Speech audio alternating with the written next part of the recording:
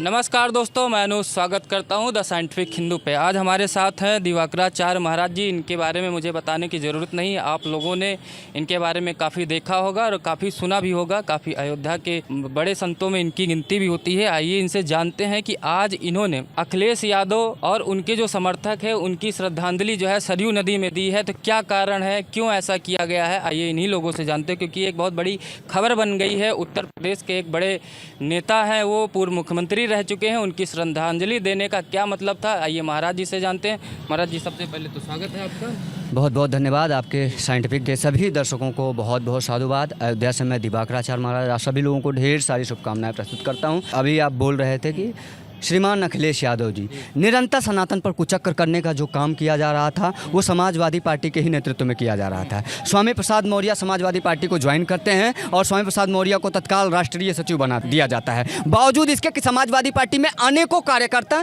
जो समाजवादी पार्टी से जुड़कर और अपना संपूर्ण जीवन समर्पित कर दिए और उनको कहीं कोई छोटा सा भी पद नहीं मिला। लेकिन अचानक से किसी पार्टी से टूट कर आया एक नेता समाजवादी पार्टी को ज्वाइन करता है और कैसे सनातन के खिलाफ षड्यंत्र, इसके तहत समाजवादी पार्टी के मुखिया श्रीमान अखिलेश यादव जी उसे अपनी पार्टी में जोड़कर और राष्ट्रीय सचिव का दर्जा देकर और भगवान राम के उदार चरित्र, उत्तम चरित्र को बीच चौराहे पर जला देते हैं। लेकिन अब तो 90 के दिए गए हैं ना पार्टी से, वो खुद अपनी पार्टी बना। मैं आ रहा हूँ उसी पर। 90 के दशक में भी मुलायम सिंह यादव जी के नेतृत्व में जब समाजवादी पार्टी संचालित हो रही थी तो हजारों राम भक्तों, हजारों लाखों साधु संतों सहित राम भक्तों का निर्ममता पूर्वक इसी अयोध्या में गोली चलवाकर और उनका नरसंहार करवा दिया गया था। बिना किसी लौंग लपेट के धड़ल्ले से उनको गोलियां मारी गई थी और निरंतर सनातन के खिलाफ कुचक्र रचने का जो प्रयास समाजवादी पार्टी करती है उसका कहीं ना कहीं सूत्रधार समाजवादी पार्टी के राष्ट्रीय अध्यक्ष जी ही रहे हैं, श्रीमान अखिलेश यादव जी रहे हैं। श्रीमान अखिलेश यादव ने भी प्रेस वार्ता के दौरान लखनऊ में क्या कहा, माफिया और मठाधीश में कोई अंतर नहीं होता है। जिस व्यक्ति को माफिया और मठाधीश में अंतर नहीं समझ में आ रहा है, जिसको आज सनातन संस्कृति, सनातन धर्म के बारे में पता नहीं है, वो माफिया और मठाधीश को एक सा बता रहा है। आज मैंने उसी सरयू की गोद में, जिस सरयू ने 90 के दशक में बर्बरता पूर्वक हुए समाजवादी पार्टी द्वारा कुचक्र भी देखे थे और जिन्होंने यह भी देखा कि कैसे रामचरितमानस स्वामी समाजवादी पार्टी जलवाती है, और जो आज यह भी देख रही हैं कि कैसे साधु संतों को माफिया बोला जा रहा है। माफिया क्या कारण हो रहा है कि बार बार साधु संतों को ही माफिया या मठाधीशों को ही इस तरह सनातन विरोधी बता दिया जा रहा है, जो सनातन के रक्षक हैं? मजहबी मत को साधने के लिए, मजहबी समुदाय को साधने के लिए, EMI फैक्टर को सीधा सीधा टारगेट करने के लिए और कहीं ना कहीं वोट बैंकिंग को अपने साझा करने के लिए, मुस्लिमों के वोटों को बढ़ाने के लिए इस प्रकार से साधु संतों को, हिंदुओं को निरंतर टारगेट किया जा रहा है। 100 करोड़ हिंदुओं का जो धर्म गुरु साधु संत होता है वह माफिया नहीं बल्कि महापुरुष होता है। माफिया आतंकवादी को पालने और पोषने का जो काम करते हैं वो समाजवादी पार्टी के लोग करते हैं और समाजवादी पार्टी का नेतृत्व करने वाला करता है। समाजवादी पार्टी में ही ऐसे लोग पाए जाते हैं जो अतीक अहमद और मुख्तार अंसारी के पोषक और उनको पाल पोस कर बड़ा करने वाले पाए जाते हैं। इसलिए आज मैंने साधु संत उस वृक्ष के समान होता है जिसके छांव के नीचे संपूर्ण समाज को शीतलता प्रदान होती है। साधु संत उस बहती धार की तरह, गंगा यमुना सरस्वती और सरयू के उस नदी की बहती धार की तरह होता है जो सभी के सूखे कंठों में नवजीवन प्राण संचार करता है अपने जल के माध्यम से, जलाश्रय के माध्यम से। साधु संत सर्व समाज के लिए होता है। साधु संत का जीवन ही परोपकार के लिए होता है। साधु संत जब वसुधैव कुटुंबकम की धारणा से आगे बढ़ता है तो साधु संत का एक ध्येय होता है राष्ट्र निर्माण का। साधु संत कभी माफिया हो ही नहीं सकता है। साधु संत तो अपना घर परिवार त्याग कर आता है तो सर्वजन हिताय, सर्वजन सुखाय, सर्व मंगल मांगल्य की धारणा से आगे बढ़ता है।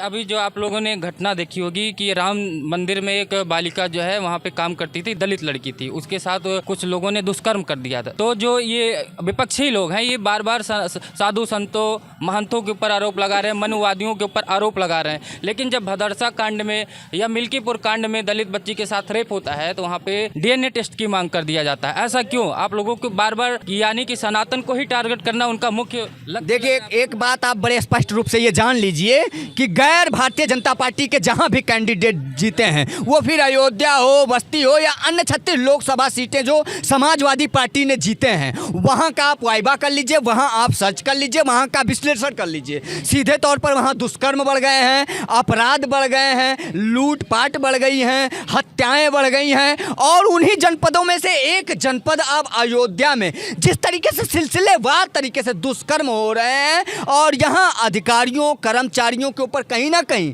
जीते हुए सांसद विधायक दबाव बनाने का प्रयास करते हैं। मैं मानता हूं कि गैर भारतीय जनता पार्टी के रूप में जहां भी समाजवादी पार्टी या इंडिया अलायंस कांग्रेस या अन्य कोई भी दल जीता है, वहां अपराध सीधे तौर पर बढ़ा है और उसी दृष्टि में अयोध्या में भी अपराध बढ़े हुए हैं। अयोध्या में आप देखा होगा कि लोकसभा में जब यहाँ पे अपेक्षित परिणाम नहीं दिखा भारतीय जनता पार्टी को या समाजवादी पार्टी का कैंडिडेट जीत जाते हैं। अवधेश प्रसाद उनसे मीडिया कर्मी बोलता है जय श्री राम बोलिए, तब भी वो मना कर देते हैं। आज तक अभी तक राम मंदिर में नहीं आए। ऐसे मामलों में वो तुरंत पहुंच जाते हैं जहां मुसलमानों का सपोर्ट करना होता है, जैसे अपने भदरसा कांड का वो लिया। राम मंदिर में आज तक दर्शन करने नहीं आए। तो क्या लगता है आपको कि उनकी मानसिकता बिल्कुल समझ में आ रही लोगों को? सनातन को मानना, जय श्री राम बोलना, हर हर महादेव के नारे लगाना, राधे राधे जय जय श्री कृष्णा कहना, इसके लिए आपकी आत्मा जीवित होनी चाहिए।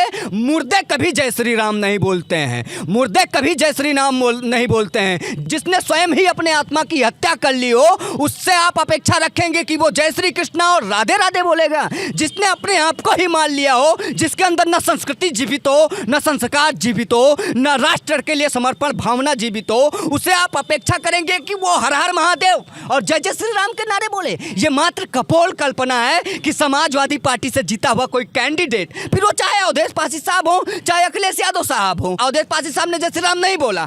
अब उनके मुखिया जिन्होंने कहा था कि अयोध्या के राजा अवधेश पासी, अब उनका नया वाला बयान, माफिया और मठाधीश में कोई अंतर नहीं होता है। अब इनको अतीक अहमद और मुख्तार अंसारी में कोई अंतर नहीं दिखाई दे रहा है, क्योंकि मुख्तार अंसारी इनके गुरु थे ना, अतीक अहमद इनके गुरु थे ना। वो जो समाजवादी पार्टी का मोहित खान जिसने रेप किया था, समाजवादी पार्टी का कार्यकर्ता था ना। अभी सुल्तानपुर में जो डकैती हुई, इनके कार्यकर्ता थे सब ना, इसलिए ये उनके गुरु हैं। और परस्पर इनका गुरु परंपरा और शिष्य परंपरा आतंकियों से जुड़ा हुआ, अपराधियों दुष्कर्मियों से जुड़ा हुआ है। इसीलिए इनको जो गुरु और शिष्य की परंपरा है ना, सनातन को मानने वाले लोग, उसमें माफिया दिखाई दे रहे हैं। 100 करोड़ जनता जवाब देगी। और आज मैंने मां सरयू के उसी धार में तिलांजलि दे दी है जिस धार में समाजवादी पार्टी ने कभी गोलियां चलवाकर राम भक्तों को प्रवाहित किया। 27 में सपना देख रहे हैं कि उत्तर प्रदेश में हमारी सरकार बनेगी, बुलडोजर का रुख गोरखपुर की तरफ हो जाएगा, यानी कि आप इशारा उनका समझ गए होंगे। सपना देखें आप उनकी तिलांजलि। जितना बड़ा चादर हो पांव उतना ही पसारना चाहिए। और ये मुंगेरी लाल के हसीन सपने ना वहीं दफन हो जाएंगे। और मैं बार बार बोला हूं कि समाजवादी पार्टी को मैंने अभी तिलांजलि दी है और मैं संपूर्ण हिंदुओं को आह्वान करता हूं, संपूर्ण हिंदुओं का, कि क्या आपके धर्म गुरुओं को, साधु संतों को, जिसने अपना घर परिवार त्याग दिया, आप राष्ट्र में समर्पित होके उसको आतंकवादी माफिया बोला जाएगा? मैं मानता हूं कि अगर गलती से भी समाजवादी पार्टी जीती तो साधु संतों की हत्या करवाई जाएगी, हिंदुओं को आतंकवादी घोषित किया जाएगा, हिंदुओं को उन्हीं के देश में, उन्हीं के प्रदेश में, उन्हीं के राज्य और उन्हीं के जनपद में, उन्हीं के गांव में नहीं मारा गया तो आप कहिएगा लिखित रूप से ले लीजिए। आरोप लगा रहे हैं कि योगी जी जो है जाति और धर्म, विशेष जाति को विशेष धर्म को देख के ही उनका बुलडोजर चल रहा है। अगर देख ले रहे हैं कि फलाने जाति का फलाने धर्म का है तो सीने में गोली मार रहे हैं, नहीं तो अपने कोई अगर उनके जाति का निकल जा रहा है तो उसको सरेंडर करा दे रहे हैं। जिसकी जैसी मानसिकता होती है वो उसी प्रकार से सोचता है। माननीय मुख्यमंत्री आदित्यनाथ योगी जी महाराज अपराधियों पर बुलडोजर की कार्यवाही कर रहे हैं, उनको शूट एंड साइड में धड़ाम कर रहे हैं, वो धराशायी हो रहे हैं, उनको गोलियां लग रही हैं। और ये पाँव पे नहीं, सीधे यहाँ मारना चाहिए अपराधियों को। जो दुष्कर्मी है यहाँ गोली मारनी चाहिए। 6 साल की बच्चियों के साथ रेप कर रहे हैं। और मैं मानता हूं कि जब आपकी सरकार आएगी तो आप जातीय समीकरण सेट करिएगा और उसके आधार पर गोलियां मारिएगा। माननीय मुख्यमंत्री आदित्यनाथ योगी जी महाराज अपराधियों को अपराधी के दृष्टि से देखकर गोली मार रहे हैं और उस पर कार्रवाई सुनिश्चित हो रही है। उनके घरों पर बुलडोजर चलने का काम हो रहा है और वो चलने देना चाहिए। उनके साथ में 27 करोड़ उत्तर प्रदेश की जनता जुड़ी हुई है। यानी कि अभी कल आपने योगी जी का बहुमत से सरकार बनाया माननीय मुख्यमंत्री आदित्यनाथ योगी जी ने। ये इतने माइक रख के, फिर चाहे अखिलेश यादव हो हो, चाहे कोई गांधी परिवार से जुड़ा हो, इंडिया अलायंस का कोई भी हो, राहुल गांधी हो, कुछ भी आप करिए, पूर्ण बहुमत से उत्तर प्रदेश की 70% जनता ने माननीय मुख्यमंत्री आदित्यनाथ योगी जी महाराज जी को स्वेच्छा से, हार्दिक इच्छा से दूसरी बार मुख्यमंत्री बनाकर ससम्मान उस पद पर प्रतिष्ठित किया है, जिसको पाने के लिए आज तक कोई नेता उत्तर प्रदेश में कोई नेता पैदा नहीं हुआ कल था। अभी योगी जी ने बयान दिया है ज्ञान व्यापी को लेके कि वो साक्षात शिव जी का स्वरूप है, और यह इधर जो है यहाँ पे जो है विपक्ष आरोप लगा रहा है कि उपचुनाव करीब आ गया, इसलिए धर्म की राजनीति करना योगी जी शुरू कर दिए। संवैधानिक पदों पर बैठे हुए, इनको शोभा नहीं देता है किसी मंदिर या मस्जिद की बात करने। विश्व के सर्वप्रथम और सबसे बड़े द्वादश ज्योतिर्लिंगों में बाबा ज्ञान वापी में विराजमान बाबा विश्वेश्वर नाथ हैं, जो ज्ञान वापी है ना, दुनिया में एक भी ज्ञान वापी के नाम से मस्जिद बता दीजिए, मेरे साथ हजारों हिंदू सर कटवाने को तैयार हो जाएंगे। ये झूठे आतंकवादी मानसिकता के जिहादी जो औरंगजेब, बाबर, अकबर, हुमायूं को मानते हैं, ये बताएंगे कि वो मस्जिद है कि मंदिर है, हिंदू तब तय करेगा जब वो एक झूठता का परिचय देगा। और अगर कहीं भी आतंकवादी जिहादी जबरन मस्जिद को, मंदिर को मस्जिद में कन्वर्ट किए हैं, तो वो हमारा है, आज नहीं तो कल उसको हम ढहा देंगे और ले लेंगे। और एक नारा अयोध्या से हर बार जाएगा कि जैसे हमने कहा था कि रामलला हम आएंगे और मंदिर वहीं बनाएंगे, आज पूरी दुनिया देख रही है, वैसे हम ज्ञान वापी में भी भव्य और दिव्य रूप से भगवान बाबा भोलेनाथ को विराजमान करके, और उसके बाद कृष्ण लला हम आएंगे, माखन मिश्री खिलाएंगे मथुरा में, वृंदावन में। मतलब जो अयोध्या, काशी, मथुरा, ये तीनों चीज़ें चाहिए ही चाहिए। चुनाव में लगा था न अयोध्या न काशी, न सिर्फ चलेगा अयोध्या में अवधेश पासी। हाँ, ये तो अभी हाँ, न मथुरा न काशी, अब की बार अवधेश पासी। मतलब एक सांसद जीत गया तो उत्साह इतने चरम पर चला गया कि आप अजान पढ़ने लगे, आप जिहादी मानसिकता के हो गए, आपको जय श्री राम से परहेज हो गया। जो भगवान राम लला का भूमि है, जहाँ प्रभु श्री राम लला राम जन्मभूमि में भव्य रूप से विराजमान हुए हैं, आप उसी जनपद के होके जीतने के बाद भी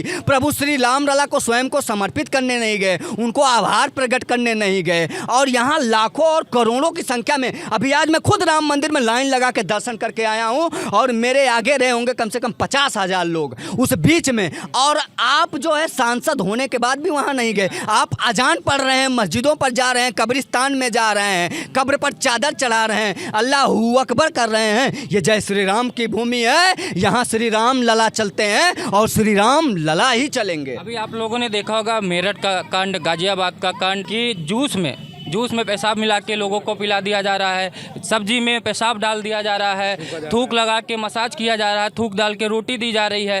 क्या योगी जी का जो नेम प्लेट वाला फैसला था वो एकदम सही था? उसको फिर से लागू कर दिया। अब हिंदू समाज को एकजुटता का परिचय देना होगा। यदि कहीं भी उनको यूरिन मिला के, मूत्र मिला के, उनको जूस में मिलाकर, पेशाब मिलाकर, जिहाद फैलाकर और उनको भ्रष्ट करने का पूरी तरीके से साजिश किया जा रहा है, तो जो लोग इस प्रकार का षड्यंत्र कर रहे हैं, जूसों में थूक फैला रहे हैं, मूत्र फैला रहे हैं, शौचालय और गंदगी फैला रहे हैं, कहीं ना कहीं बीमारियों को जन्म दे रहे हैं, ऐसे जिहादियों को जहर दे के मार देना चाहिए, सर्पों से, जहरीले सर्पों से डसा देना चाहिए। अब ये फांसी भी देने के पात्र नहीं रह गए हैं। क्या कहेंगे भैया आप इस मुद्दे पर? आप लोग क्या सोचते हैं कि जब आप लोगों को पता चलता है कि मैं किसी दुकान पे गया हूँ, मुसलमान का है लेकिन वो हिंदू नाम से दुकान चला रहा है हिंदू बस्ती में, और हमको अपना यूरिन पिला रहा है, अपना थूक पिला रहा है, और अलग अलग स्पर्म का भी मामला सामने आया था कि स्पर्म पिला रहा है, आप लोग इस पर क्या सोचते हैं जब आप लोगों को पता चलता है? कैसे दुकानों पर जाना पसंद करेंगे या नहीं? बिल्कुल पसंद नहीं करेंगे हम तो।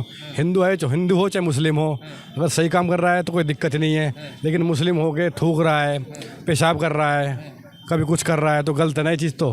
हाँ, ऐसे लोगों के साथ क्या होना चाहिए? क्या होना चाहिए? बहिष्कार कर दो, समाज से बहिष्कार कर दो इन लोगों का। बिल्कुल। बहुत बहुत धन्यवाद महाराज जी, आप लोग हमारे साथ जुड़े। तो अगर वीडियो अच्छा लगा हो तो आप लोगों से अनुरोध करेंगे वीडियो को ज़्यादा से ज़्यादा शेयर करिएगा। दिवाकराचार्य जी के बारे में आप लोग जानते ही हैं, पहले से भी जानते हैं, इनके बारे में परिचय देने का औचित्य मैं बहुत छोटा हूँ इनके आगे, लेकिन तभी अगर वीडियो अच्छा लगे तो चैनल को सब्सक्राइब करिएगा, वीडियो को शेयर करिएगा। नमस्कार।